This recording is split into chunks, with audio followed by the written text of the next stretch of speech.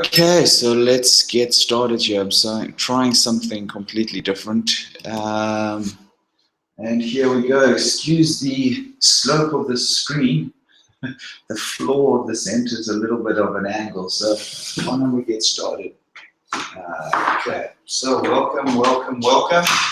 I've got a Google Hangout going here live. I'm not sure if you guys hear me on there properly. I have, let me see, is that saying the microphone's off?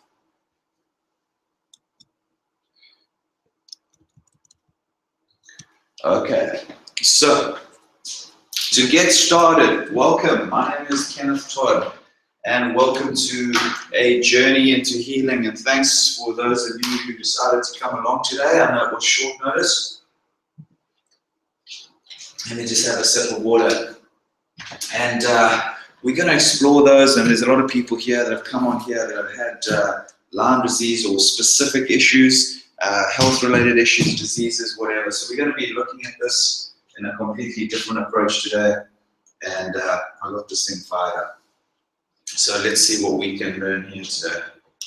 Okay, so let me just adjust this for the screen for the peeps on here. It's actually this, yeah. Okay, so welcome. So if you're looking for positive change in your life, whether that's your health, although today's focus is on health, whether it's on income, in your relationships, finding purpose, whatever it is, I'm going to tell you now that you are in the right place. And I can say that with a lot of conviction and confidence, because this is something that I've gone through, that I'll go through with you in a little bit, and tell you a little bit about my background and who I am and why I'm here, etc.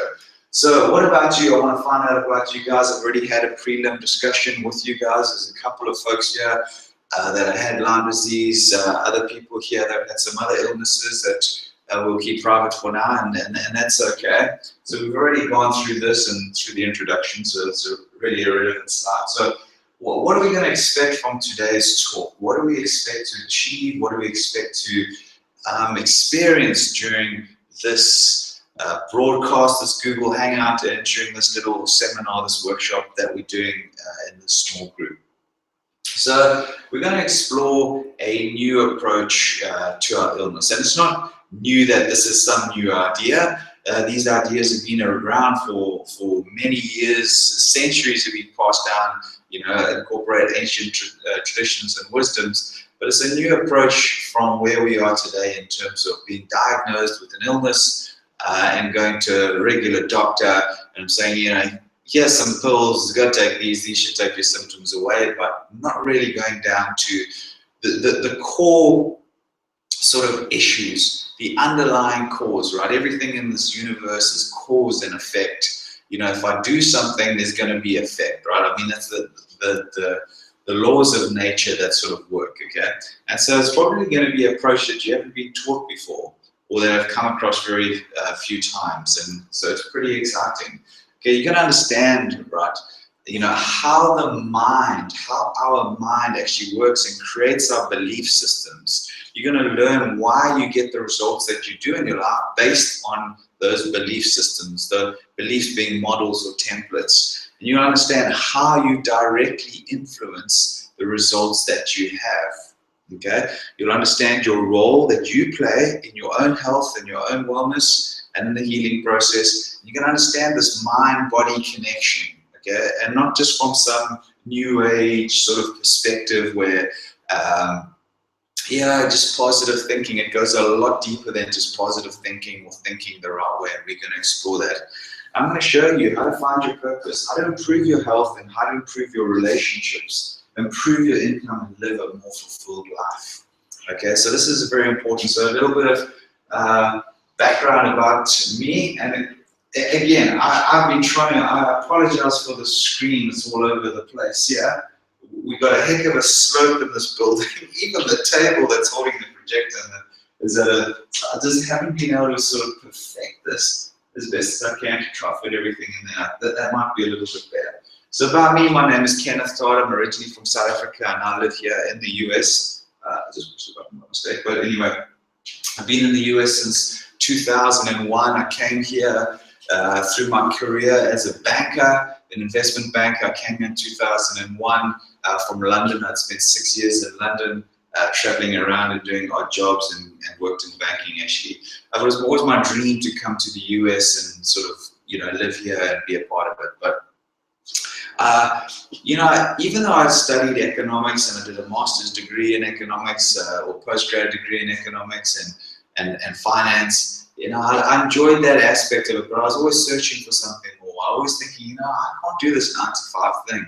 But I sort of was trapped in this business because it paid me very well and it allowed me to live my dreams. It brought me to, allowed me to travel all the way around Europe and all the way around the world. It brought me to the US and gave me this opportunity. But I really wanted to break free from that. But I didn't know how. I didn't know what I was going to do or how I was going to do it. At one stage, I thought I was going to be a photographer. I just want to be a photographer and open a coffee shop and go live in Hawaii and do all this stuff. And, I was always searching for more, thinking about more.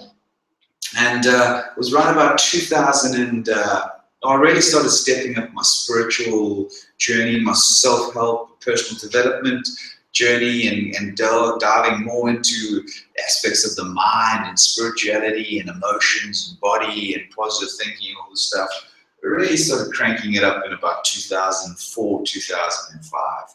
And I just, eventually in about 2008, I watched the movie The Secret and I started trying to figure out what this law of attraction thing was all about. So I implemented that in my life, or tried to.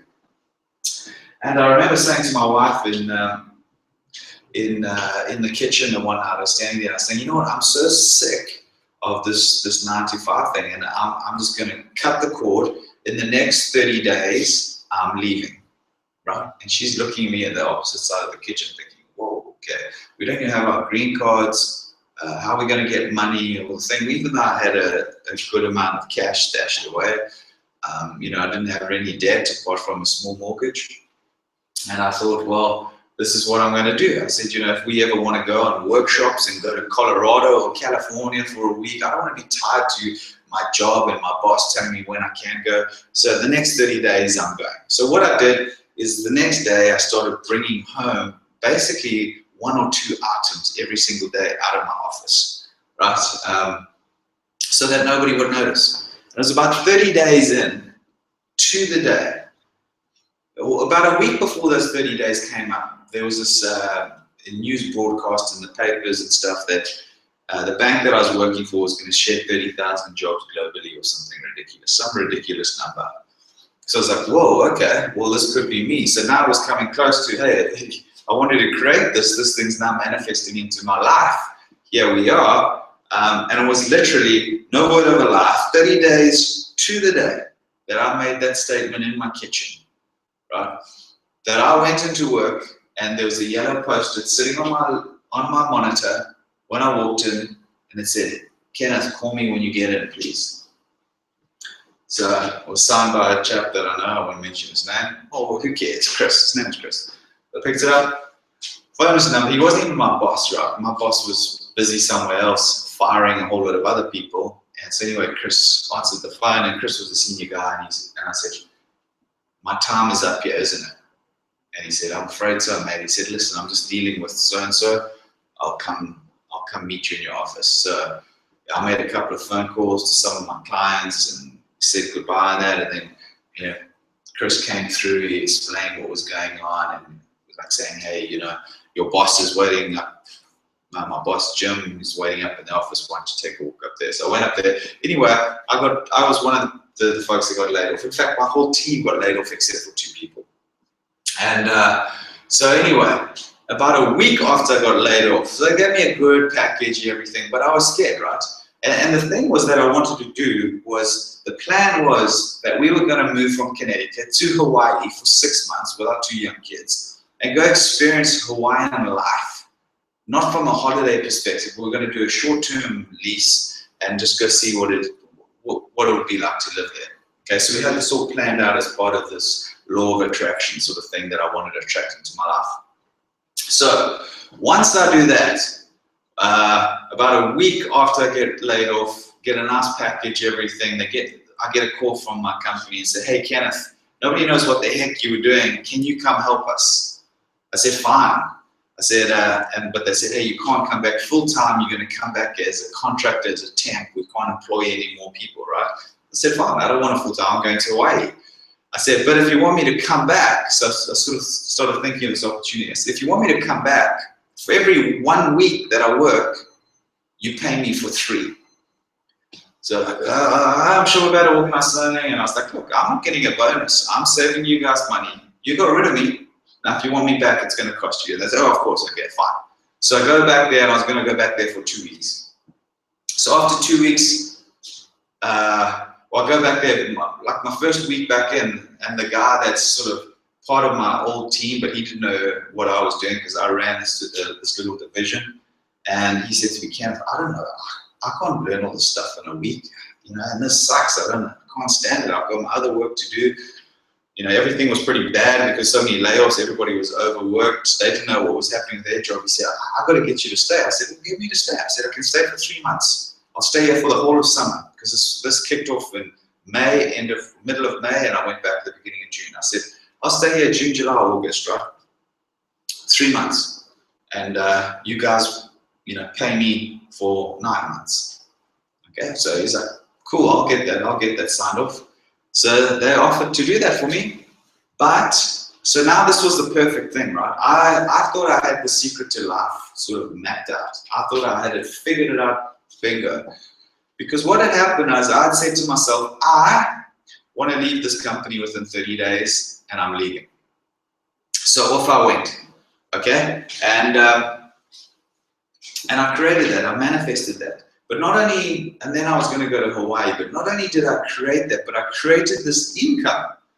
I created this thing where I would now be able to work for the next 3 months, enjoy summer here in Connecticut, and then after those 3 months, I was still going to get paid for another 6 months.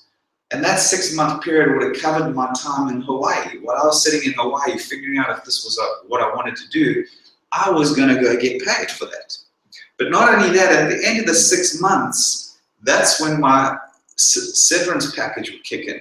So I'd get a huge big bonus, like, you know, my, whatever it was, I think they paid me for a year and a bit or something of income. I would get full medical, I'd get all my pension, everything still. So that would only kick in after 6 months. So I was getting this 6 months free paid vacation.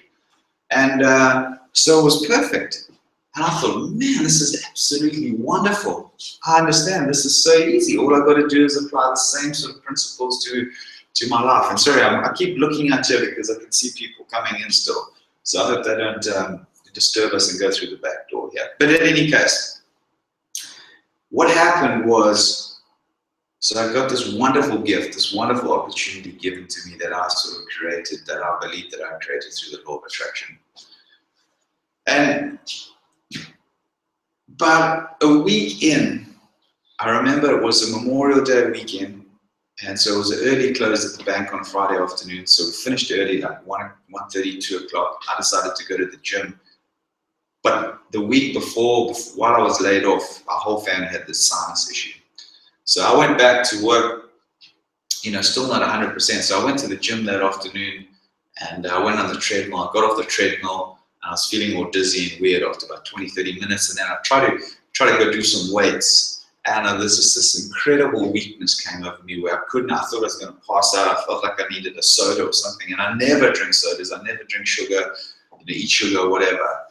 And so I said, oh, well, something's weird's going on. I need to get out of here. I've never experienced anything like it. So I got in my car. I didn't even stop at the vending machine in the gym to grab a drink or one of those post-workout drinks that I normally used to have.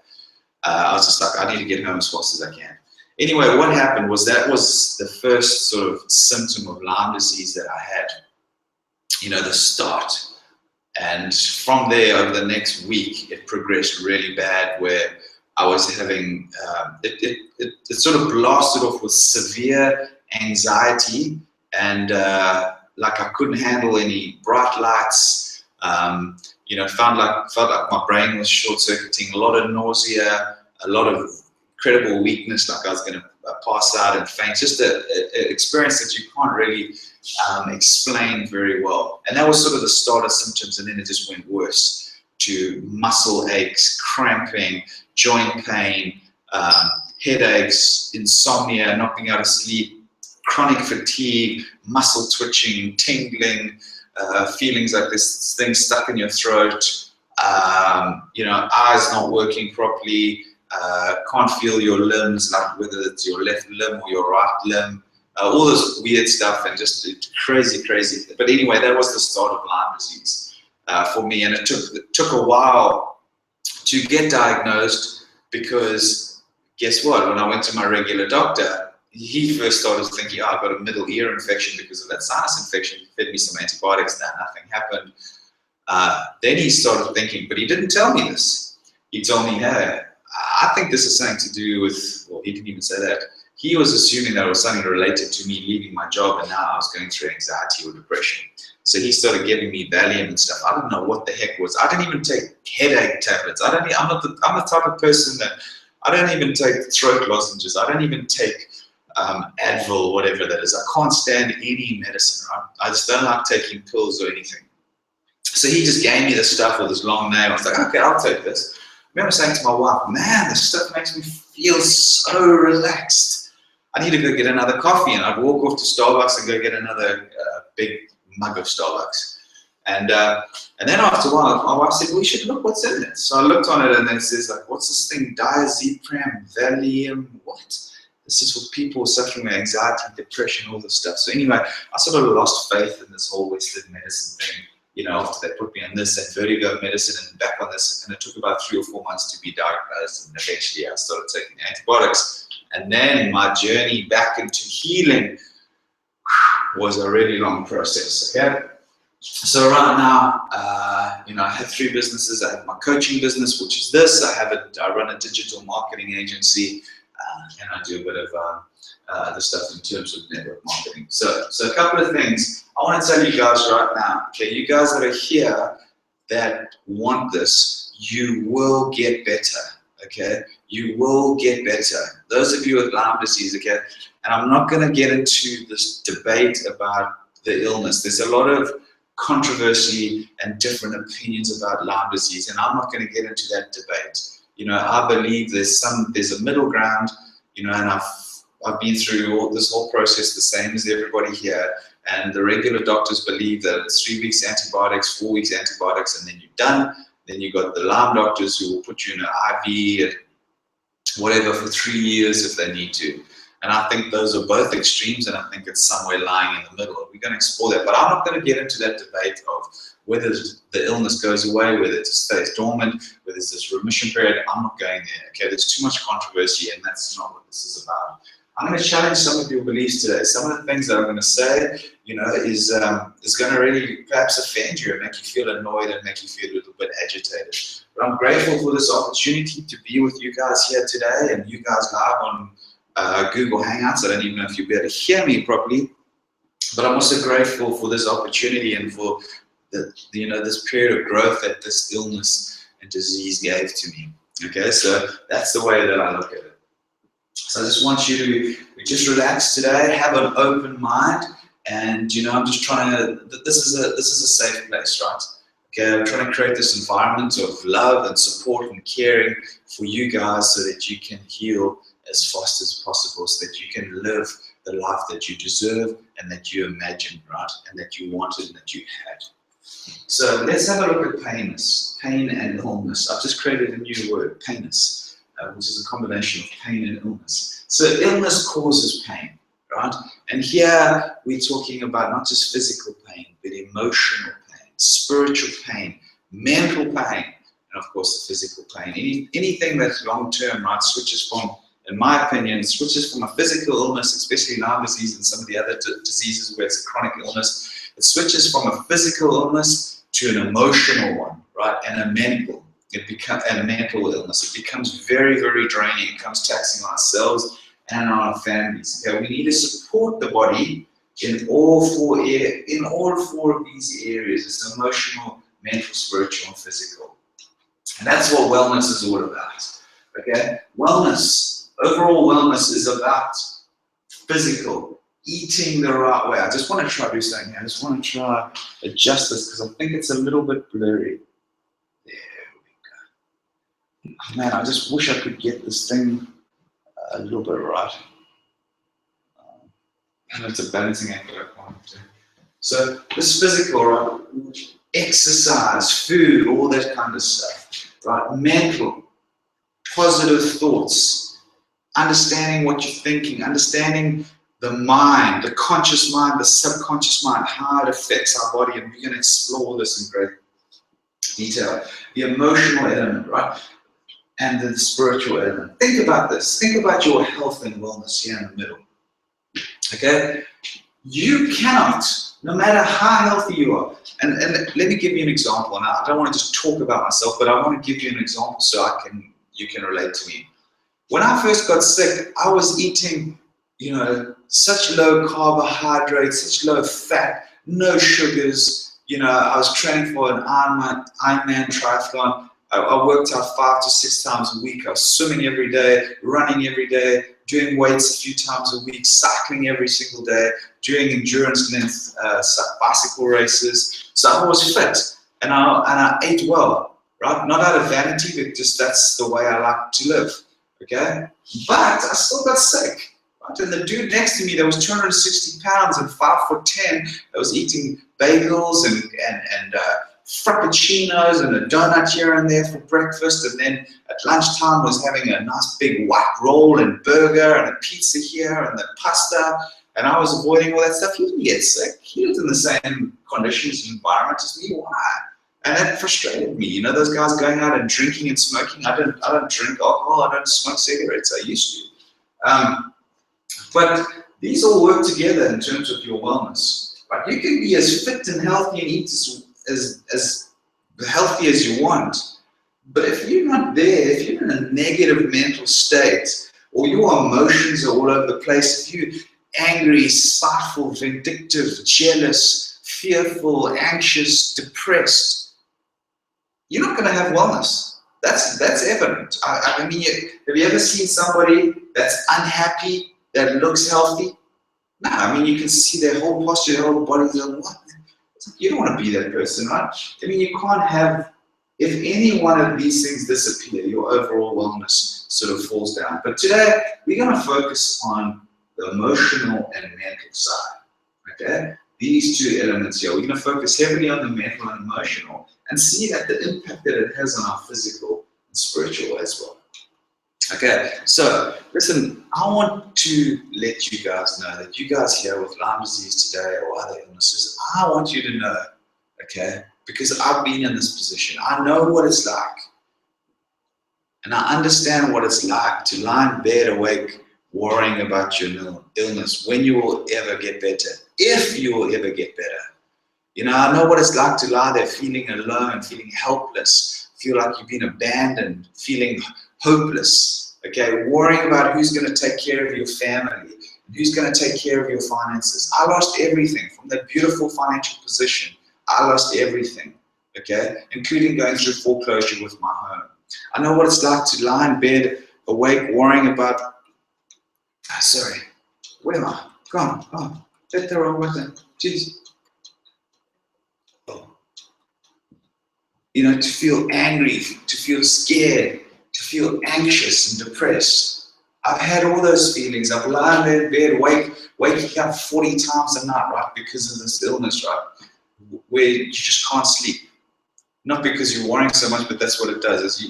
As you falling asleep, your body has these jolts, and you wake up, and my son's cuddled up in my bed next to me, my wife's on the other side of the bed. I'm looking around the room, everything looks so cold and meaningless, and these people look so peaceful, and inside my head is this raging storm. It's like, do I want to be here? Am I going to die? Shall I just die? All this kind of stuff. I know what it's like to have your dreams ripped away and shattered from you, right? I mean, I had that thing right there in front of me, my lifelong dream to go live in Hawaii and have that coffee shop and have freedom and flexibility. I know what it's like to have those weird sensations where your arm goes completely numb and you think, hey, am I going to be paralyzed? Am I going to be in a mental hospital? That was one of the biggest fears for me, right? Those thoughts that come with this illness through the toxins and the medicine. It feels like you're losing your friggin' mind. And I understand, I know what it's like, to think, is this it? Is this it for me? Is this what my life's all about now? Okay? Is this how I'm going to be forever? You know, I understand, you know, those thoughts of, am I going to die? You know, am I going to die? Or you're so sick, you say, I just want to die, I've had enough of this. Or you think, shall I make myself die? Suicide. You know, and these thoughts come, and I've been completely open and honest with you. Never in my life have I thought of that. Right? And then you have this illness, and this is a common theme that comes with this illness. It's one of these things that pop up. These can be some of your first symptoms with some of the people with Lyme disease. Right? The toxins, because it's attacking your central nervous system and your brain, which is part of your central nervous system, right? Is that you know, you can't control these toxins that are coming through there, and you have these negative, terrible thoughts, right? Okay, so know this though. All those things that you're thinking, you're just dealing with thoughts. Okay, you're dealing with thoughts, and I say just, these are very powerful thoughts. But the good news is that thoughts can be changed. Okay, you're dealing with thoughts right now. I'm not saying to ignore your physical symptoms, but all the craziness, the madness that goes inside your head, those are thoughts. Powerful thoughts. I'm going to explore that, but just know that they are just thoughts, and thoughts can be changed. Okay, and we're going to change that, and there is hope, and there is a way to do this. So you're going to get your life back, and it starts right here and right now, and it starts today. Okay, so this is the journey, this is the process. You know, if you're looking for a magic pill, quick fix, this is not the place. You know, some people have miraculous healings where this is boom, this is it, and their life shifts completely. But typically, this type of work is a process, right? It's a mental stuff, emotional stuff. You know, you can't think of it from a physical perspective. You know, people say, I've prayed this whole week, I've prayed so hard and nothing comes. This is all a load of nonsense. This law of attraction stuff, whatever, done, I'm finished. You think, okay, I want to run a marathon. Okay. Let me go train for a day. Let me go train for a week. Let me see how far I get. You're going to be in pain, okay? You're going to be in pain. You've got a whole lifetime of growth to keep growing and keep evolving. So don't expect this massive change straight away. You can have a massive change in attitude and you'll notice the difference. Once you make that change, it can be just a small change or it can be a completely 180 degree. So let's get started, okay? Now let's go start looking at these thoughts, the mind, emotions, beliefs, and how they affect our lives and how they affect the results that we get in our life. Okay, so let's be honest here. Okay, it's not always easy being human. It's not easy playing this game of being human. But I want to ask you, why do you think that people get the results that they do in their lives? Just for a sec while I grab a sip of water here. Why do you think people get the results that they do in their lives? Okay? Everybody's very quiet. Why do some people seem to struggle and others thrive? So they have the Midas touch. Everything they touch turns to gold. They buy a house and the price of the house goes up, and you know, they make money off that house. They're in the career that they want to be. Their health is good. They have a good relationship. You know, they work in the career and pursue what they want to do, and then money comes flowing into their life. You know, everything seems so effortless and easy for them, right? And then others who work just as hard, put in just as much effort, have just as many good intentions, they continuously struggle, right? They're fighting the whole time. Their relationships are not good. Their health is poor. Their finances suck. They're always broke. They can't stand their job. Every time they try to make a change, something breaks down, okay? Is it luck? Is it good education? Is it because they were wealthy? Did we do something wrong? Is God angry with us? You know, this is not about religion. I'm just using that word God because it's very common, right? So what if I told you that all this stuff like luck, money, education, geographic location or education, etc. had nothing to do with it. Had nothing to do with it. Okay? We're going to explore that. And you might not be able to see this, but this is James Allen, and he wrote an essay, he's got a book essay in 1902, As a Man Thinketh. You know, and he said, as a man thinketh in his heart, so shall he be. So I want you to think about this statement. Think about the thinketh. And you know, every time I read this statement where it's like, as a man thinketh in his, I just want to carry on speaking like this. It's pretty crazy anyway. So as a man thinketh in his heart, so not just as a man thinks, but as he thinks in his heart.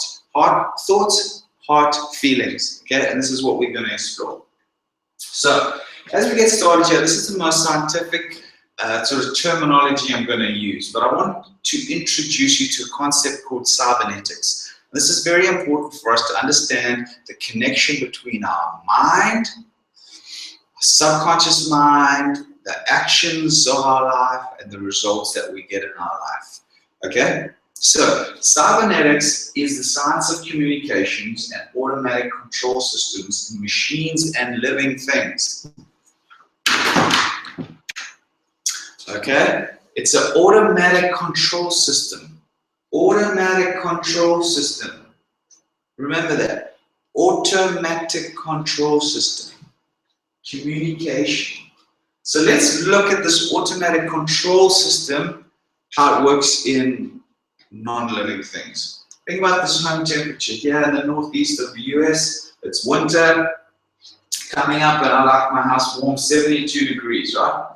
So I set my thermostat to 72 degrees. That sends a message to the thermostat to the furnace, the boiler, etc. It fires up to bring that temperature in my house. That's the 72 degree equilibrium. So there's my temperature right now at equilibrium. Well, it's snowing outside, it's 30 degrees, the kids outside playing in the snow, they come inside and they leave the door open behind them. What happens is cold air comes rushing in and the temperature drops down to 68 degrees. The thermostat picks up that temperature reading 68 and say, hey, you should be 72. Sends a message to the boiler, hey, fire that sucker up, let's get going. Temperature rises, comes back to equilibrium, okay?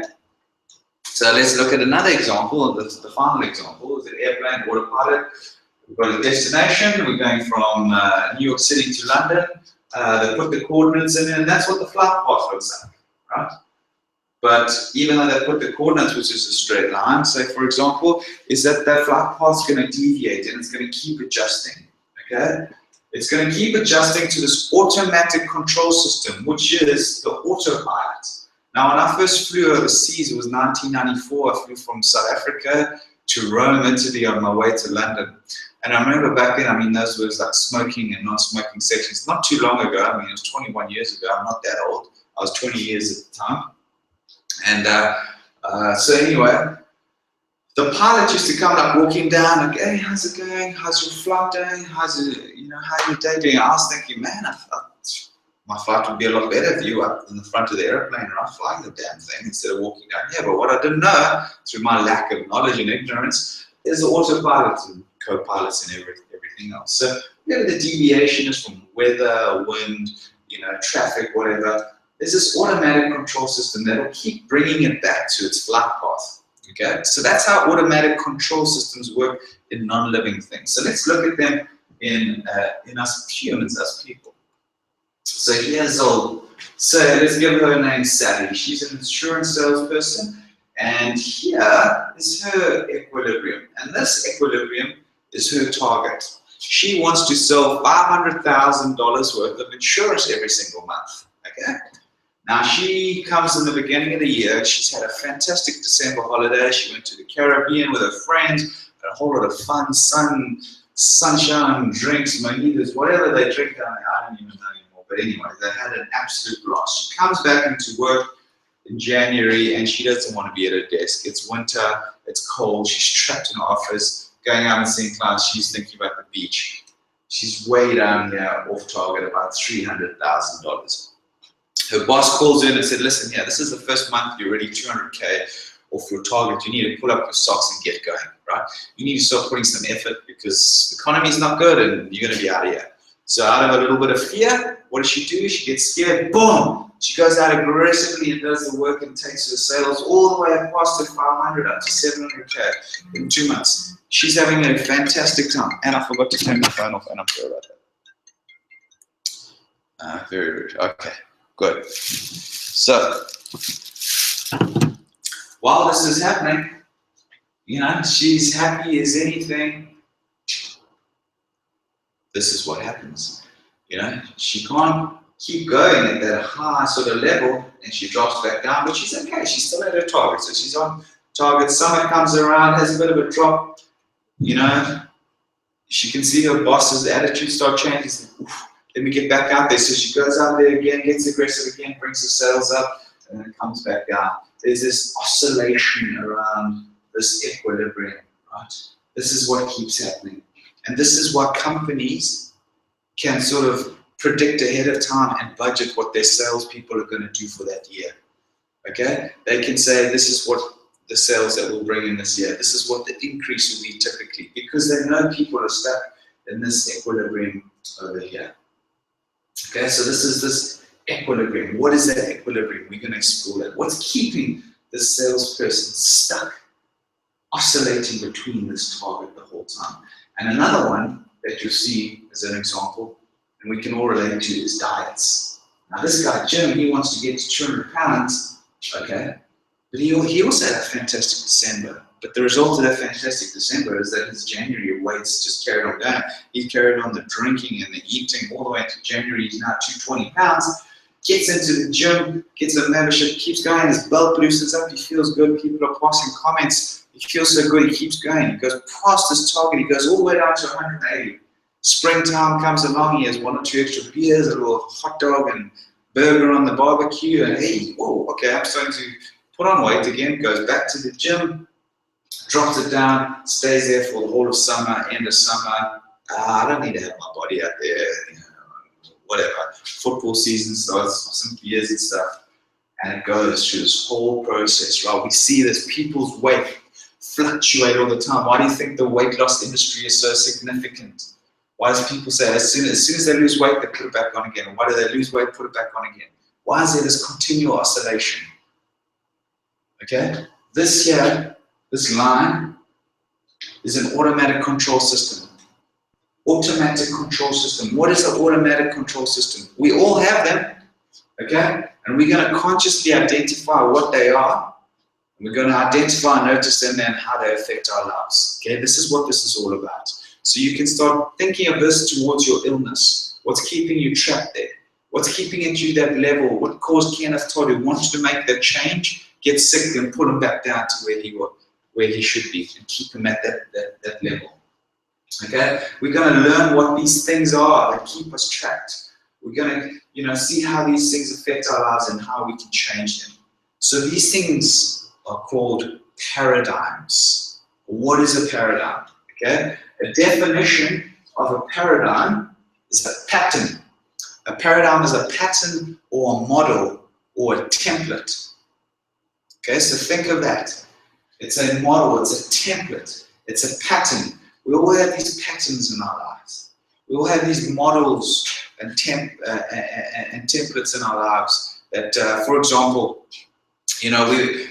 if you think of it like this, and this is happening subconsciously, okay, and we're going to explore this. So we'll think of a paradigm or model about the type of work one should do.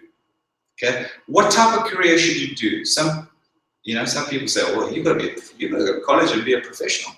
You got to become a lawyer, an accountant, whatever it is. You need to be a professional, and that's how you go out there and you save your money and you go work hard and you get your promotion and you get your retirement income up. And once you've done that, you can take care of your family and college fund and all that stuff, and then you can sit back and live your dream and do whatever you want, right? So we have that. That's our paradigm. That's our template and our model of how life should work. So what happens when we leave college and we've got this idea of what's going on and we can't get a job and there's other job opportunities, what's happening is we like looking at this template of the type of work we should do. Does this fit? No, it doesn't. Does this fit? No, it doesn't. It doesn't fit our model. What does it cause? Discomfort. Discomfort, anxiety, fear, worry, doubt, all this stuff. Okay? So those people, hey, I want to start a business. Hey, this looks like such fun. I'd love to do this. This is like one of my passions. But hang on, it doesn't fit my model. Damn it, I've got to go back, right? Doesn't fit their model. Somebody gets an opportunity to come speak publicly. Doesn't fit their model or their template or paradigm. the way that they are in front of people and stuff? No, that doesn't. Does it fit their self-esteem, their confidence, their self-belief? No. We have these models for everything, every single thing in our life. And they come from external forces, and they also come from our life experiences, okay? So a paradigm is a multitude of habits. And the interesting thing, folks, is that these habits are not even our habits. These are other people's habits. So we're going to explore this thing. So you're probably thinking, hang on a second, okay? You won't be able to see this if you're on the Hangouts. It's like, what does this say? Hang on a second, Kenneth, what the heck has this got to do with my illness and my health? It's got everything to do. Because once you understand how the mind works and how it creates these belief systems, these paradigms, these models, these templates, these patterns in our life, you will then understand the role you play in terms of your healing and health and wellness today. You need to understand this. And I'm not saying that this is going to be an instant transformation in terms of healing, but it's going to be an instant transformation in terms of your awareness and the way that you think. When you change your thoughts, that's when the magic happens, okay? So this is super important. Why? I just covered this. It shows how our old model, right, those old paradigms put stress and taxed our body and, you know, maybe made us more susceptible to illness. Okay, and the model that we are creating now, that's really important on how we actually creating our future. Okay, the model that we are creating now. We have to understand this because paradigms, they control our logic, they control our perception, they control what we do with our free time, our productivity, our effectiveness. They control the amount of money that we earn. They control our health. They control our health. Let's look at these individually. Logic. Okay, I'll pick up my telephone.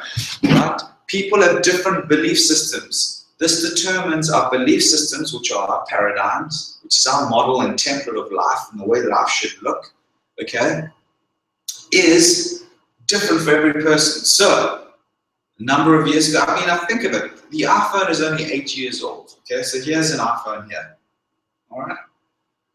So before that, we had these Palm Pilots and these other clamshell phones and stuff, and I had all these different iterations and these Palm Pilots with a stylus, and you had to learn a different language, and we had these other QWERTY keyboard note things that keep your addresses and stuff.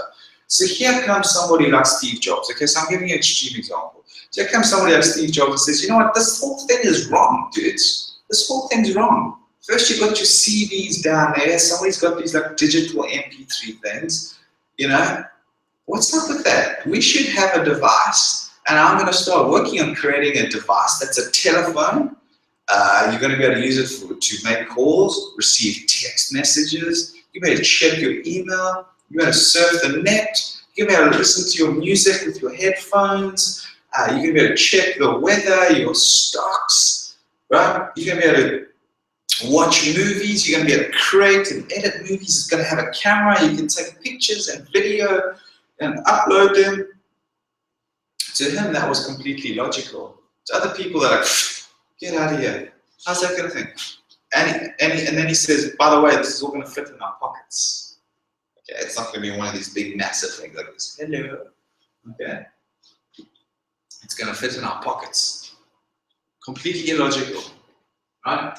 Think about logic. People used to think, hey, the earth's flat. If you say, hey, the earth's round, burn him. He's finished, he's gone crazy. Are we not the center of the universe? The sun is. Okay? What? Witchcraft. Burn him at the stake. Get him out of here. Okay? That's logic. Perception. How does it affect perception? The way we perceive things. Some people are like, oh, jeez, the stock market is so bad, I'm probably going to lose my job. What am I going to do? This is doom. Oh, God, I don't know what I'm going to do. I've got to go find a new job. I'm going to get laid off. Panic. Other person's perception is like, whew, this sucks. Well, hang on a second. Maybe this is a good opportunity for me to start that company that I wanted to start, or hey, maybe this is a good opportunity for me to switch directions of my career. Perception is completely different. What we do with our free time, why do some people procrastinate even though they try as hard as they can not to? Why do they keep being stuck on the sofa, not doing things that they know will do them well? What's controlling this? Effectiveness and productivity. We all have the same amount of hours in the day, but some people just like, I'm so busy, I don't have enough time. I don't have enough time to do this, I'm too busy.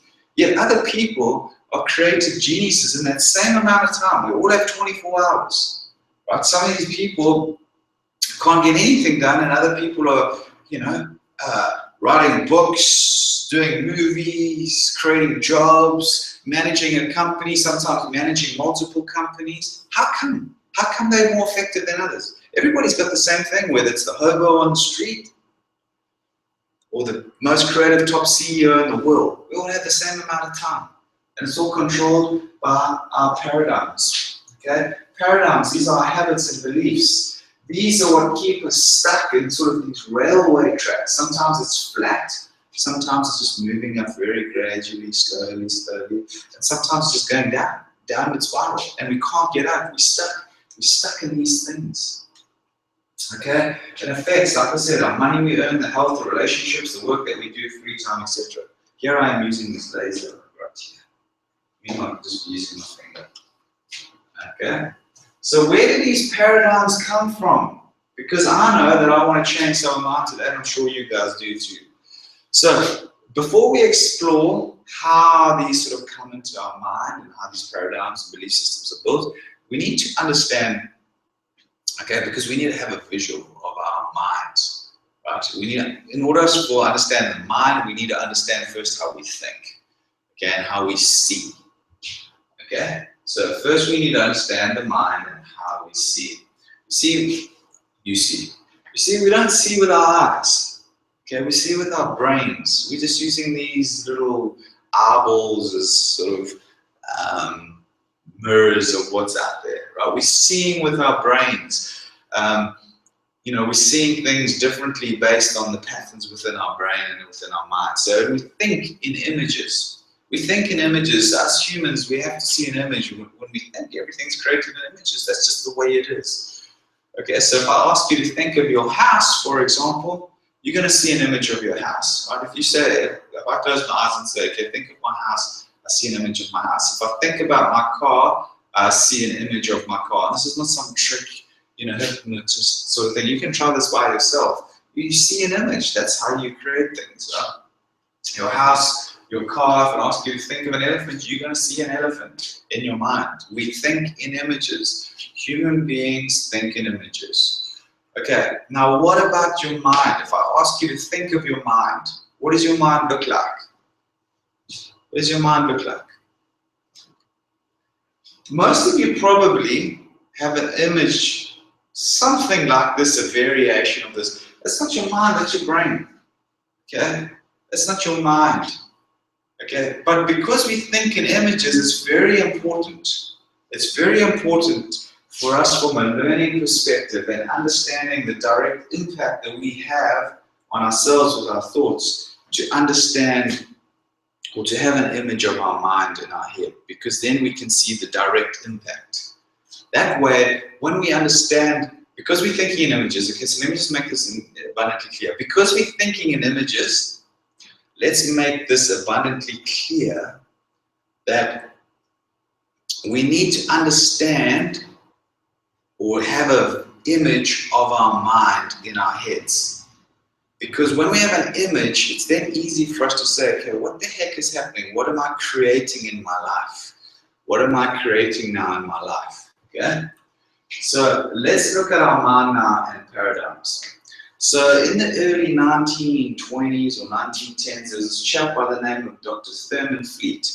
I hope you can see this on the Google Hangouts at the white screen. Okay, so this is the image of the stick person. And Dr. Thurman Fleet created this because he was sort of disillusioned with the healing arts at the time, where he was saying that the doctors and people involved in the healing arts were not sort of treating the true cause, but going and treating the symptoms, which sounds a heck of a lot like today. Back then, they probably only had penicillin and whiskey or brandy as medicine. So what he did is he created this image, a simple image, a stick person image of the human. so that we can have this very basic idea and hold this image in our mind of how everything works.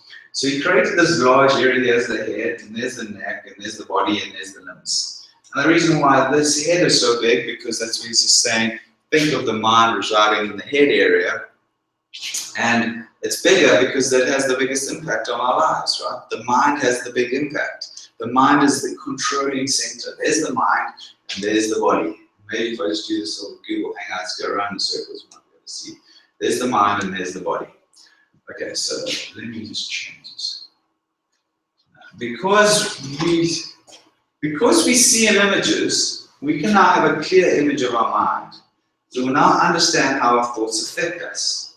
And we'll now understand how the environment that we are in affects us. So let's go back to the mind. So what you do is take the circle here and you split it in half. Now you can even use your head. Think of this as your mind, and you take the top half. Call this top half the conscious mind, the bottom half the subconscious mind. Top half, just make an imaginary line here. Conscious mind, and then subconscious mind. So what is this conscious mind? This conscious mind is the intellectual mind. It's the thinking mind, okay? It's where our own free will exists, where we sit down and think about things and say, you know what, today's sunny, it's about 70 degrees. I think after this, I might go to the gym, have a workout, go to lunch with my family, do some stuff. You know what, I might do a little bit of painting. Hey, how about a holiday? Conscious mind, thinking. Our own free will. Somebody says to you, hey Kenneth, you want to go to the bar now and go get drunk and maybe shoot up some drugs? Conscious mind, I have a free will? No, thank you. Okay? I have the ability. I have the ability to choose my thoughts. I have the ability to accept and reject thoughts. I can reject. Somebody suggested something to me about going and doing drugs and alcohol. I can say no. Somebody can criticize me and say, you know what, you're a bloody selfish pig. And I can say, really? Wow, nobody's ever spoken to me like that. Maybe I am selfish. Am I really? Oh my gosh. I've taken it on. I can choose to accept that thought, or I can choose to take that thought on and respond in rage, right? Ready to go. Or I can reject the thoughts like, thanks, see ya. Don't even let it pass, right? So this is your own free will. You get to choose the thoughts. You can sit down here and start thinking. I want to start thinking positive thoughts. I want to start thinking thoughts of love, nourishment, gratitude, kindness, okay? That's where your origination center is. So the subconscious mind actually controls the body.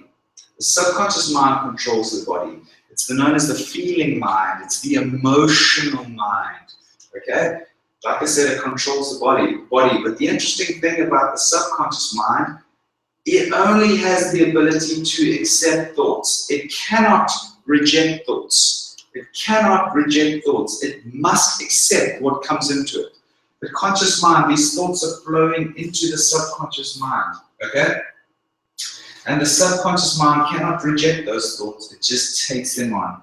So your subconscious mind, because it's the feeling body, it controls the way that we feel.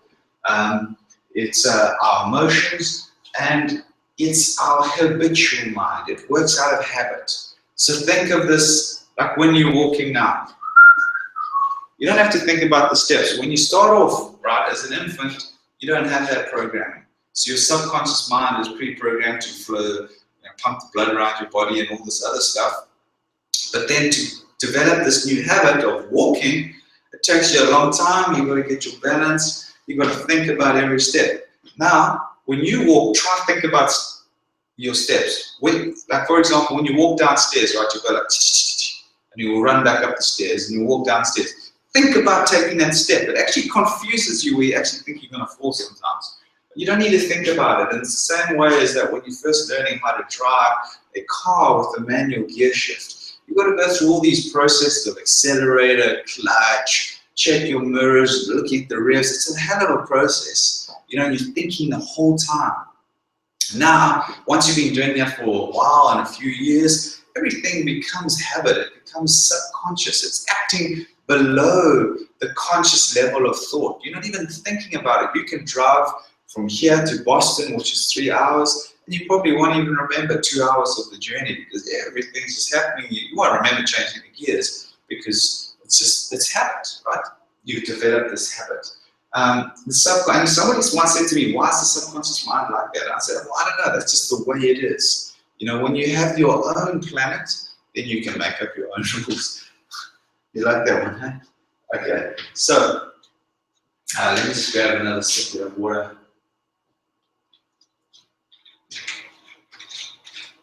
So our subconscious mind, you know, it comes pre-programmed a little bit, which we will discuss, right? The interesting thing about the subconscious mind, it cannot determine the difference between what is real and what is imagined. This is very, very, very, very, very, very, very important. Did I say very? Okay, your subconscious mind cannot tell the difference between what is real and what is imagined. Okay, and we're going to explore that, and I'll show you how. So what you plant into your subconscious mind affects the way that you feel. It affects the way that you feel. The way that you feel determines the way that you act. The way that you act determines your results in life. Okay? Here's an example. Let's look at worry and thought and how this makes us feel. So, we're sitting there with an illness and we're having some weird sensations in our body of what's going on. So we start having some. Let me look at something that's more relevant. So, well, not more relevant, just easier to tell. You have a teenage daughter. She's just got her license, and she's going to a friend's house to watch movies. It's just going to be her and a friend and mom and dad. Okay. Now it's her first night that she's going to be driving by herself. She leaves home 7 o'clock. She says, "Mom, I'll be home at 10 o'clock latest. Okay, I'm going to have dinner. We're going to have a quick dinner. We're going to watch this movie. I'm coming home." You've spoken to the parents, everything. It's about a 10-mile drive, not too far. Okay, just a little bit nervous. Your daughter goes off. It comes 10 o'clock comes. You're sitting there at the TV. Whoops, 5 minutes, a little bit late. Where is she? Why didn't she come? Why isn't she here? Well, I told her not to be late. So it's like a little bit of frustration. In 15, 20 minutes, you like start getting angry. Right now, you're like, damn, I told her to come home. 45 minutes, you start worrying. And now you start texting her. Where are you? Where are you? No answer. No answer. An hour goes by, you're trying to phone, there's no answer. So now all of a sudden your thoughts are starting to come to worry. You got this thoughts now. Oh, what's wrong? What's happening? Maybe she had an accident. Is she okay? So your mind starts working. There's thoughts coming, and then you're latching onto these thoughts, and you're running with these thoughts. What starts happening is you start feeling anxious. You start feeling worrisome, doubtful, fearful inside. Okay? So those thoughts are now getting planted into your subconscious mind. Your subconscious mind is your emotional mind. It's your feeling mind. It controls the body. So how does fear, worry, and doubt express itself? It expresses itself through the only channel that it can, which is the body, in the form of anxiety. So how do you act, right? You're full of anxiety. You're nervous. You can actually feel you're shaking. You feel shaky. You don't feel clear. Your mind's racing. Everything's not happening. What are your results? Your results are panicky, all the stuff. As it turned out, the movie was so boring. They were in their friend's home theater. They'd left their phones upstairs in the kitchen. They're down in the basement. They all fell asleep. The movie was still blaring. They couldn't hear the phone ring, nothing. They woke up at 11:30 and said, "Oh, what the heck?" She phones you, Mom, I'm so sorry. She explains to you what happened. I'll be home soon. Thoughts have changed. You relax. That whole feeling goes away. So that's just that one example, right? What that was it wasn't real, right? Your thoughts were creating a fictitious situation in your head. Okay, it's the same as having panic attacks and anxiety. It's just a perception. The perception is skewed. The perception is wrong. But your subconscious mind doesn't know that that's not really happening. Okay, the subconscious mind works very well when you're walking in the jungle or the field and you come across a lion or a wild dog. Okay, and it kicks in automatically. That's a real threat. But what happens here? Your body responds to get ready to take action. fight or flight. Okay? But yeah, this is completely wrong. So fear and anxiety is something that's a very good example of what's real and what's imagined and how it makes us feel. And think about this, the other common one that everybody can relate to is sexual, right? Sexual arousal. You can basically sit here in the corner and start, close your eyes or keep your eyes open and start thinking about a sexual fantasy. Your subconscious mind doesn't know the difference between what's real and what's imagined. What is the result? Your body, body actually physically gets aroused, right? It's not real, it's imagined. And this whole thing is playing out through us all the time, every single day, in all aspects of our lives, okay? So with our careers, when people are speaking to us, when we're doing certain stuff, thinking about work, and we're worried about what's going to happen, what might not happen. Most of the things we worry about 90% of the time don't even come true. So this whole thought process is, hey, is that person thinking about me? Are they speaking bad about me? Whatever. This creates all this anxiety, all this worry. And with your health, am I getting better? What's that symptom? What's that twitch? What's that thing? Oh, geez, what's that pain? What's happening here? Is this medicine? Your body doesn't know what's real. Your body thinks that that's what's happening. So then what does happen? It responds in that stressful way the whole time. Zoo, zoo, zoo, and you're not even realizing it. This chemical reaction is what's making you feel weak and shaky, and your throat tighten and your chest get all tight, and your cheeks flushing and blood racing and your hair falling out. Exactly right. Okay? So why is this important? It's important because thoughts become things. Those thoughts created something. Okay, and these things are the way that we feel, the way that we act, and the way that we think, feel, and act. Those three things are called our attitude. Our attitude, our thoughts, our feelings, and our actions make up our attitude. Okay? If thoughts affect the way that we feel and the way that we act, they're going to affect our results in life. Okay? If you have feelings of, say you want to start your own company, you have feelings of self-doubt, of worry, of lack of money, that you're not good enough, that you don't have the education, that you don't have the skill set, that you're not in the right area, that you don't know if you can do this. What do you think is going to happen? Do you think you're going to go forward abundantly and confidently? No, you're not. You're going to be hesitant. You're going to want to try, you're going to push. You might be like using your willpower to try to keep going, but it's fighting a pattern, a paradigm, a belief system. It's impossible to fight that. You've got to create a new model. Okay? So yeah, that's the problem. The way we think isn't always our choice, And so what do I mean by that, right? This is not some scientific experiment that's gone wrong. When I say, what do I mean that we don't have a choice what we think? Let's have a look at us today. Here we are today. So here's the little stick person, our conscious mind, subconscious mind, our body. Right? Our conscious mind can accept or reject. So what's going into our conscious mind? All the stuff on the television, on the internet, on the radio, what our friends are telling us, what peers are telling us, people in authority, church leaders, all this stuff is coming into our mind every single day. People saying, ooh, you got that illness, you never get better. Nah, that illness, terrible, tragic. That antibiotic doesn't work. Geez, you can't live there. Oh my gosh, this is going to be a long healing process. That's their belief that they're putting into you. You can either accept those thoughts or reject them. Okay? What about all the millions of people that are getting healed every single day from that same illness? Why people focus just on the ones that are not? Okay? So this is what's coming into your conscious mind and therefore into your subconscious mind. All this information from the outside, the economy is bad, there's no jobs, you've got to stay in your job, you've got to get a good degree at school, you've got to go get a job and then move up, and this is the way that you act, and this is the way that you behave. You don't go pursue that thing. You're not going to be a photographer or an artist. You're not going to go be a public speaker. No. That's not what our family does. All that crap is coming into our head every single day. Now we have the ability to choose to accept that thought or reject it. Say, no thank you, no thank you, no thank you, no thank you. Okay? And let's look at us as so we have the ability to accept or reject the thoughts. Why do we choose the thoughts that we do? Why do we choose the thoughts that we do? Because what happens, we get stuck in this belief system in our model. Whatever our model and paradigm is, we attract more of those thoughts. Because when those thoughts come in, when people are giving us input, we're checking subconsciously. Does this fit my model? Yes. Oops. Does this fit my model? No. Get out. Okay?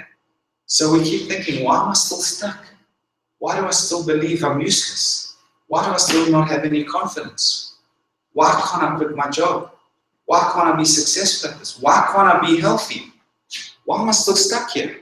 Because that's what your model is telling you, right? And where does this model come from? Well, when we're an infant, our conscious mind is not developed, right? It comes wide open. You know, you don't see an infant lying in his crib thinking, geez, like, what am I going to do today? Well, between 6 and 6:15, I'm going to suck on a little bit of my bottle, and then I'm going to have a couple of poops. I'll have a little nap. I'll wake up again, cry, have another little bit of bottle, maybe, I don't know. But I'm not even going to sit up today. I'm just going to lie on my back all day. Right? But what's happening, it's subconscious mind is there, it's open. Subconscious mind comes pre-programmed. We come to this planet pre-programmed. Okay? And then we have our genetic makeup, and then we have environmental factors that start coming in to build our model. So when we come in here, we know to cry, we know to breathe, our blood pumps, our fingernails grow, our hair grows, we know to suck our mom's nipple, our digestive system, everything works, it operates. Okay, so we come pre-programmed. But then there's this conversation happening around us from our parents, our family, our relatives, people in places of authority, our school teachers, our church leaders, the conversations that are happening in our house, what's on the TV, what's on the radio in the background. These are all getting sucked into individuals, right? You know, the interesting thing, and this affects the way that we eat, the type of food that we eat, the type of careers that we have, the jobs that we have, what our relationships look like, where we live, what we do for work, how we dress. All this stuff is influenced by our environment growing up, from our parents, from our parents' parents, from our parents' parents' parents. These are handed down through generations. That's why we follow political parties. That's why we eat a certain way, right? That's why we live in certain areas. That's why we have generations. I'm an accountant. My father was an accountant. My great-grandfather was an accountant. I've got to be this. I'm not following my passion of flying kites and being a professional skateboarder because my family, we're all accountants and lawyers, and my parents want me to go to the school because this is the school that all this stuff comes in here. Right? So what was happening? What was the conversation about you as a child, as a belief?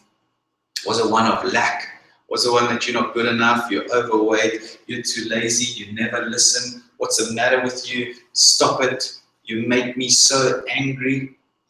You're not, he's not a sportsman, he's not good. Nah, he's not the smartest one. Why? Because I don't fit the school model, the education model that gets taught, because I'm different, I'm not smart like you.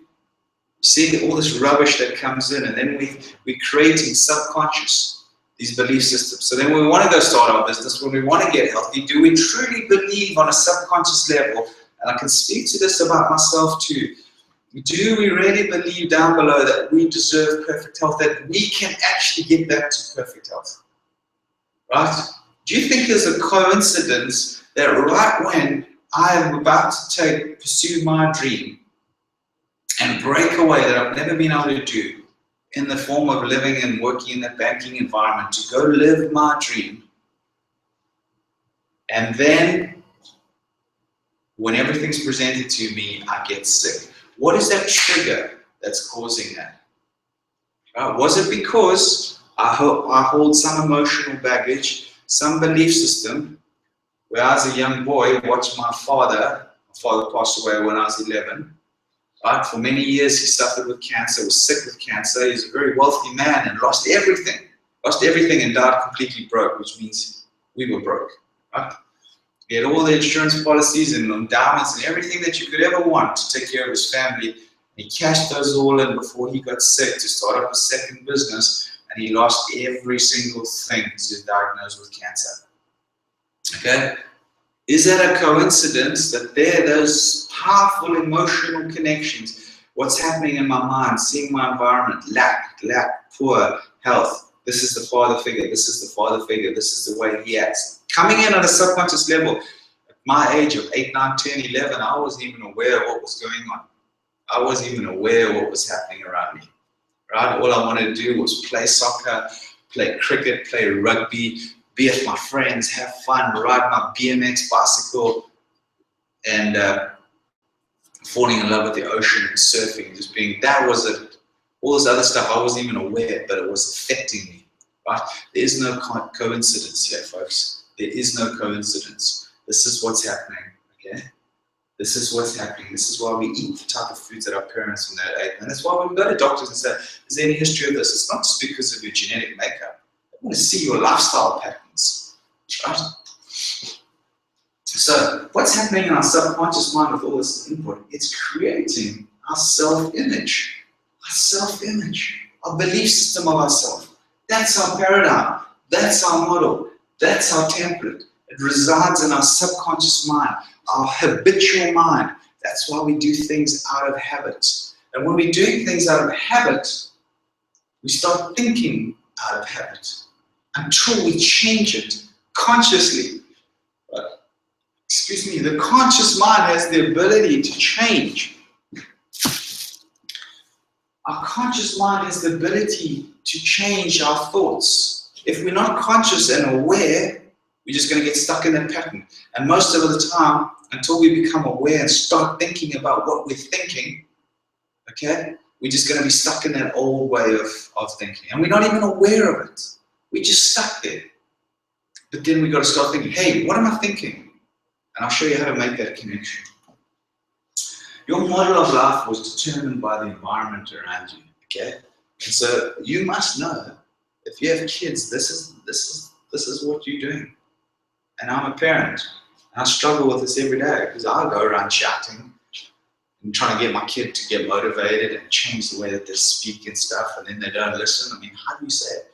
Come on, start listening. I mean, it's frustrating, right? So, you know, but anyway, that is our paradigm. That's what's keeping us stuck, folks. That's what's keeping us where we are. You know, remember, your paradigm is a model. It's a template. It's a pattern. It's your belief system, and it controls your life.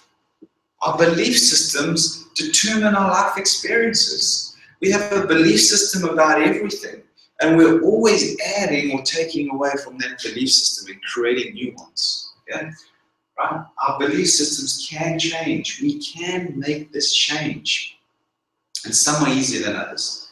But we might have limited beliefs about certain things, like whether coffee's good for you, or red wine's good for you, or chocolate, and you see a research paper that contradicts it, and then you change that belief system. Other belief systems to say that you're worthy of being in a loving relationship, that might be harder for you to do. Or, you know what, you're actually really worth something. You're a good parent. Some of the people just don't believe that, right? So those belief systems take a lot longer to sort of change. So now I really want you to think about this, okay? Because this is super important for your healing. What belief systems are you creating about your health, about your worthiness, about your self-image, your self-esteem, your illness, and your healing? What belief systems are you creating about that, okay? What are you creating? You want to know what you're attracting into your life? Just look at your results. This is not easy to do, okay? This is not an easy exercise to do, but it helps. Right? And you can see, and it's not about blaming you or blaming your parents. This is just life.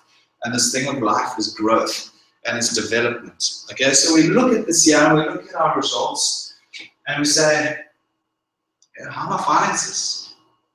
What do I do for work? Do I love it, or am I just doing this thing? How about your relationships? How about your health? How do you spend your free time? Okay? I've already said to you, I mean, it's not an easy thing to do, but guess what? It gives us back all our power. It gives us back all our power, because now we don't need to look externally. Okay, we don't need to sit in that job that we hate and start thinking about, how am I going to make change? Why is this? When am I going to get that job? When am I going to get that promotion? When can I find that perfect job in the newspaper or on the internet or whatever? Just people in the newspapers. But you know what I mean, right? It's like, hey, which doctor? I mean, when I was sick, I went to shamans. I went to chiropractors, kinesiologists, regular doctors, Lyme doctors, psychic healers, psychic mediums, healers, I said shamans already, right? Card readers, past life regression. I saw therapists. This might help me, give me a pill, give me something. I was waiting for this magic. When the magic was within me. The magic was within me. I had to start going and start looking within my mind. What is my belief system? Okay, this is so, so powerful. What is your belief system? The power is now within you, not out there externally. Okay? And how do we create a new paradigm? How do we change our results? How do we change our life then? Okay? We change it through our thinking. And through our thinking, we create a new model. You can't go fight the old model. Right? You can't just use your willpower to go try and work harder to earn more money, or work harder to get more healthy and drink more green juices and go to bed early. You can use your willpower to create a new model rather than using your willpower to fight the old model. You go say, I'm going to create a new model. I am worthy. I am the best that I can be. I'm the best parent. I'm the best worker. I'm so healthy. I'm perfectly healthy. All this, I deserve perfect health. You're going to create this new model and you're going to ignore that old one that's holding you back, keeping you where you are. When you ignore that model long enough, it starts shrinking because you're not feeding it. You're not feeding it through thoughts. Okay, now this is where it really gets fun. We're going to learn how to change our paradigms that are holding us back and live the life that we want to deserve. Okay, this is how we make the change. Just quickly. Right, we create the image, we plant the image in our subconscious mind. That affects the way that we feel, our vibration, which determines the way that we act, which we then attract into our life, wherever we're in harmony. Okay, I'm not going to do the exercise today, but so let's go back to this image of the stick person, right? Here's the conscious mind, subconscious mind, and here's the body. Okay? Now, your results are determined by your self-image. Your results are determined by your self-image. They're determined by your paradigm, your belief system, your model. Okay? So there's, just for simplicity's sake, we have X thoughts. If we have X thoughts in life, we're going to build an X paradigm. Right? It's obvious. X thoughts equals X into our subconscious mind. Our subconscious mind is our paradigm, our belief system, model, template, etc. Which means we're going to have X vibe. We have X vibration, which means the way we act. Thinking, feeling, action equals X results. Makes sense, right? Perfect sense. Let me just have a sip of water here. Terribly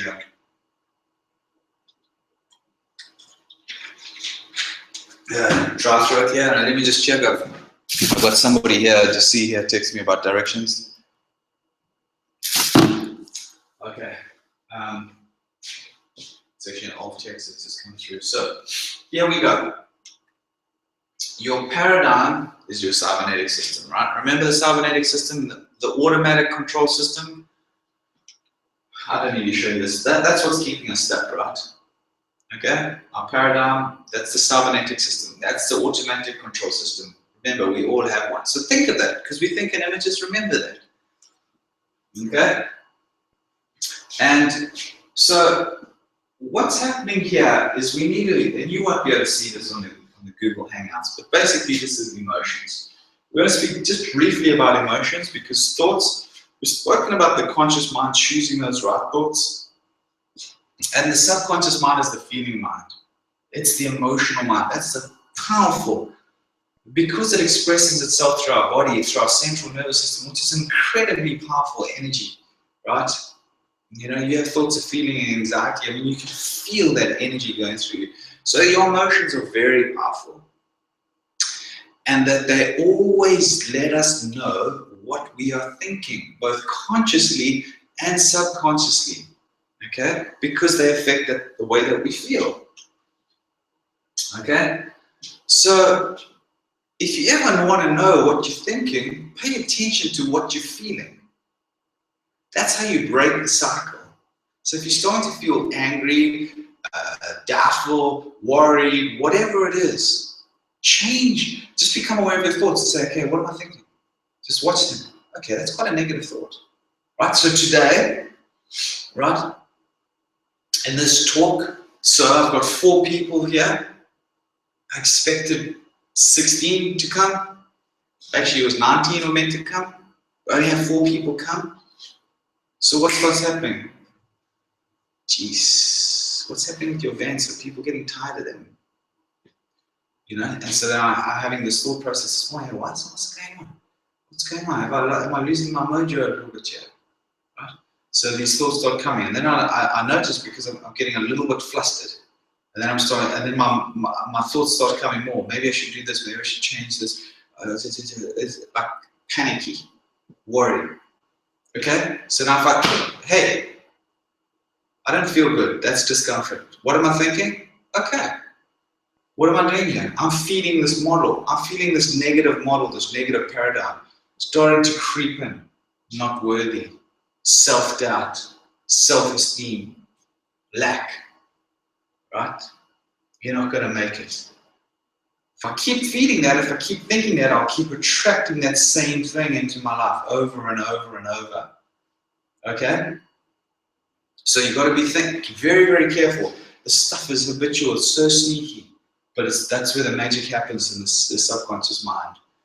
Okay? So because emotions have such a powerful impact on our body and they let us know how we feel, long-term illness takes its toll on us emotionally. Right? So what I've just been explaining is for us, for normal people. But us other guys who were sick for such a long time, maybe we shouldn't be called normal. Right? It's just a joke. We have to work extra hard, right? Because like Lyme disease, right, attacks the central nervous system. So you get these angry thoughts. When you get angry, you get angry, okay? When you get scared, you get scared. You can't handle it. Stress, you can't handle stress. I tell you what, is my son came into my office, right? And so like my nerves were shot. My central nervous system was completely shot. I'm busy working on my computer, and he just like walked quietly up into my office, stood behind my desk there, I was just like looking at my computer, and he went like, hello. And I didn't know he was there. Now he had come out of the shower, he was in his bathrobe, all cleaned up just to come to see his dad. I got such a fright, okay, that I absolutely exploded. Okay, not at him. I like double took, but because my central nervous system was so screwed from this illness, it was like this wave of energy that burst through me, and I took both my fists and I just slammed my desk like 3 times, and I was like, bugger, bugger, bugger. And he still laughs about it today. He still says, hey Dad, do you remember when I did that? It was just a bugger, bugger. But this energy just went, and I sit there and I was like, I was just looking at him, I was like, Joel, man, I'm sorry. I don't, it happened. It was just like this reaction. I've never experienced like that. I love giving people frights and, doing that stuff. But, so that example was that our emotions are completely drained and, really at our end. We can't handle any more stress. We're so drained and stuff that we have an even better opportunity. And when the beginning, when I was saying normal people that aren't sick, well, one of the benefits, the downside for us and the benefit, right? The downside is that we're overreacting because our emotions are so stressed. But the benefit is that we get an instant warning because these emotions are so stressed and so strong that they overpower us very quickly when you've had these chronic illnesses or Lyme disease or something like that, which means you're able to recognize straight away what you're thinking and the quality of your thoughts. So start using that now as a tool to help you to change your thoughts and start bringing peace and balance, okay? Because remember, this emotional health and intelligence are very important. Emotional health and intelligence. Emotional intelligence is keeping control of your emotions and using those things, being calm about it. Remember, our emotions are releasing chemicals. These are not just harmless things. Right? Whatever our emotions are through our brains, these are releasing chemicals into our body. And these are stress hormones, which are fine. They help us through fight and flight to old days. But when they're done consistently long term, they cause damage and go over and over and over. Okay? So, over the long run, negative emotions are killing us. Remember, the reverse applies. Loving, nurturing, positive emotions are going to help our body with healing and find peace. Positive emotions help us heal. So we have this emotional guidance system. This emotional guidance system is basically the way that we feel. Okay? So remember, thoughts coupled with emotions are very, very powerful. That's an anchor. That's why you can remember, where you were when 9/11 happened, where you were about the phone call when a loved one passed away. You can remember certain things about your wedding or certain dates that were really emotionally powerful, positive or negative. Anything that's happened to your life that had a strong emotional impact on you, you can remember those, okay? And that's etched into your central nervous system, okay? And that's what this slide is about. Powerful emotion events are etched in our subconscious system, our central nervous system, and cells in our body. Okay, so this is where the thought and the feeling together start creating the magic. Many of us already know this subconsciously. You think, why am I so scared? Why am I still acting this way? It's because emotions are the anchor. Okay? Emotions are the anchor. You can't even see that, okay? So let's go back to creating a new model in our lives. So going back to this earlier slide, which we call bondage. This is our comfort zone. This is where we are right now, okay? And it's horrible to say, but it is a comfort zone for many, many people, most of us. That's why we're here, That's why we're here. We're in this place, and we'll see what happens. We have X thoughts, we have X paradigm, X actions, X results. So now we want to change our life, right? So there we are in our bondage with our X model. Now we come and we listen to Kenneth speak about this new way of thinking, and we start planting new ideas in our mind, okay, of how we can do things. And that new idea is represented by Y. But guess what? You've still got this X paradigm here. That's very strong, right? You've only planted this Y here for the last week or two. But this X model has been building up in your life over 20, 30, 40, 50, 60, 70 years, right?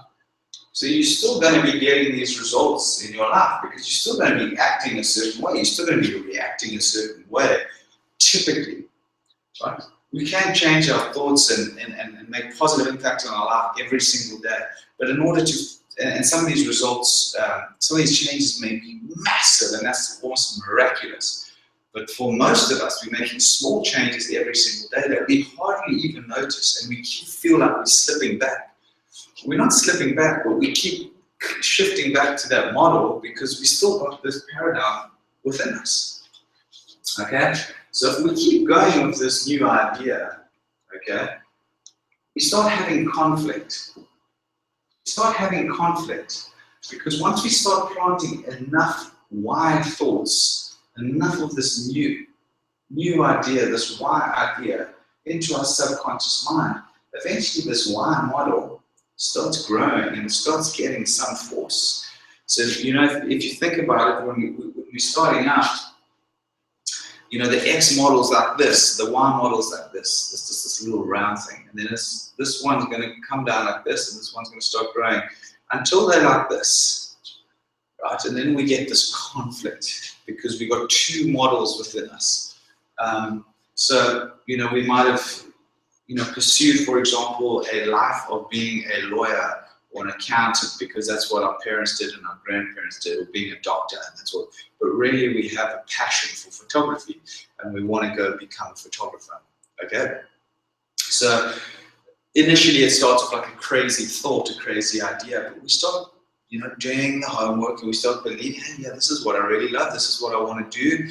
And, we come across, conflict from our parents and the input and stuff, but we overcome that and all that stuff, and we're going to make this change. And then we make the change. But when we start, we don't have the clients, we don't have the money coming in. It's not what it turns out to be. It actually turns out to be very difficult, right? We don't like doing these wedding photos, and then we start coming across this conflict here. Because we've got this new idea, we want to be an entrepreneur and leave the whole thing. But now old models start saying, we start rationalizing. And the old models start saying to us, you're meant to be an accountant. This thing doesn't work. Sorry, you're meant to be a doctor. This thing doesn't work. You see, the only way to be successful is going to college, becoming a professional, working your way up, starting your own practice, working till retirement, then you can go play around. So when you have this conflict within, you're having these mixed emotions, right? You're having these mental thoughts and patterns conflicting within you. You're having worry, doubt, fear. Okay, this is all starting to manifest in your life. Okay, so your results all mixed. You book a couple of clients, but you're not really getting anything. So you're getting, you're doing mixed because you have this mixed paradigm. You're having mixed actions, which give you mixed results. Okay, so what happens? This is important. Okay, you hit this thing here. This is called the terror barrier. Okay, what happens? These thoughts of doubt, worry, and fear, they express themselves in one way. Anxiety. What happens? Boom! This powerful electric field through our central nervous system vibrates through us and causes us all this anxiety. We have this terror barrier. It's too frightening for us. It's too scary for us. It's too uncomfortable. So we go back to what we knew, which was bondage. Okay? This is the reason why people stay in jobs that they hate. This is why people work for bosses that they can't stand. This is why people stay in abusive relationships. This is why people stay sick. They stop nurturing, they become nurtured, they start believing this after a while chronically. This is what they deserve. This is what their life's going to be. They get some sort of comfort in visiting the doctor. They're getting some sort of comfort in getting the attention from their illness. It sounds terrible, but it happens. I'm not saying you like that, but this is what's happening. Okay, we get stuck there. Let me tell you something. I was stuck for 5 years. I was stuck for 5 years. When I did this work, it's changed my life. When I did this work, it changed my life. Okay? I'm telling you now. Okay? This is what happens. You must realize that one thought is nothing. Okay? Unless it's still a strong emotional charge. One thought's not enough. One thought, a collection of thoughts becomes an idea. A collection of ideas become a belief system. Those beliefs become our habits. Right? So over our years of living in an external input, we have all these different thoughts about political parties, about food, about what's healthy, about what we're worth, how much money we should earn, etc. These individual thoughts, these form ideas. Yeah, I have an idea like this. The more ideas that we have, collection of ideas, form a belief. A belief is strong. Right? Once we've had enough of these thoughts, and they're consciously there. And this is our paradigm. This is what keeps us stuck. And then what happens, okay, if we don't go back to this place of comfort, okay, Abraham Maslow says once we hit this terror barrier, we either step forward into growth or we step back into comfort. You step forward into growth, you have freedom. You have that new idea, you still have that XY paradigm, you keep going, but your Y paradigm is now growing bigger and bigger. You're still feeling uneasy, you're still having conflict, that's okay.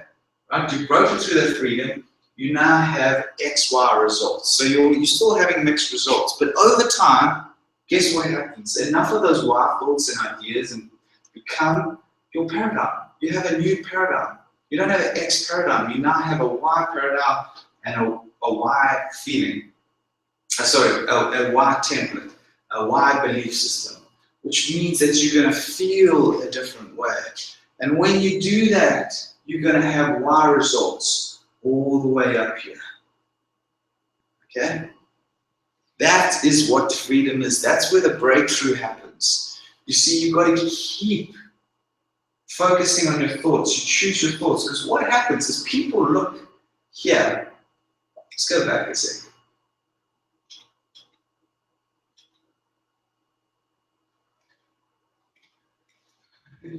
Oh. I'll get through this. happens too is when you're having this, when you're stuck at this stage here, is that you look at your results, you look at your bank balance, and it's still low. Guess what happens? These X results then feed your thoughts. And then your thoughts are saying, man, this is ridiculous. I don't know how to do this. I just can't seem to win. Maybe I'm not good enough. You know what? I don't have the skill set. So now you're starting to rationalize and reinforce. Okay? So what happens now is when you start thinking that, it feeds the model. It feeds the same model. You act the same way, you get the same results, and it becomes this nasty, vicious little circle. The same thing with your health. Remember, this sucker here, the subconscious mind, doesn't know the difference between what is real and what is imagined. If you want to change your results, you've got to change your thoughts, the way that you feel, and your actions. Okay? These three things here, thoughts, feelings, actions, that's our attitude. That makes up our attitude in life. Okay? When we change our attitude, we're going to change our results. When we change the way that we feel, we're going to start attracting into our life those things that are aligned with that energy. Okay? We're walking around, moping around, thinking about losing our job, how we're going to get it. You know, we may lose our job, our boss might fire us, he doesn't like us, there's big layoffs coming because that's what the newspaper said. Okay, we're going to be looking down. We're not in vibrational harmony with opportunities around us. The difference is, hey, let me use this as an opportunity to find a new career path. Maybe I can open that business that I always dreamed of. Okay. Hey, let me start looking. Where can I go look? Okay. You're in a good vibe. You're open. You're open to conversation. Hey, what did that guy say? I like that. Let me explore that. No, that's not.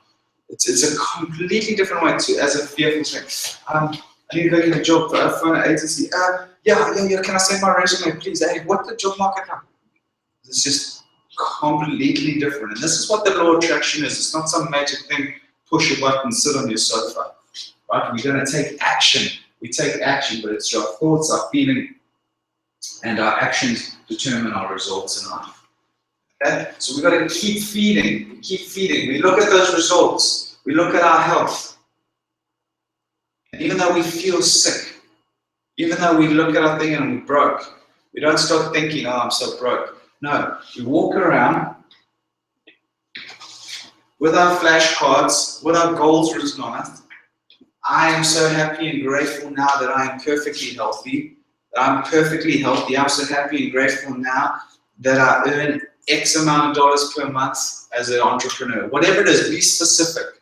Visualize it. We think in images. Visualize it. Hold that image in your head. Say it over and over with meaning. Connect your thoughts. The visual element, thoughts, to your emotions.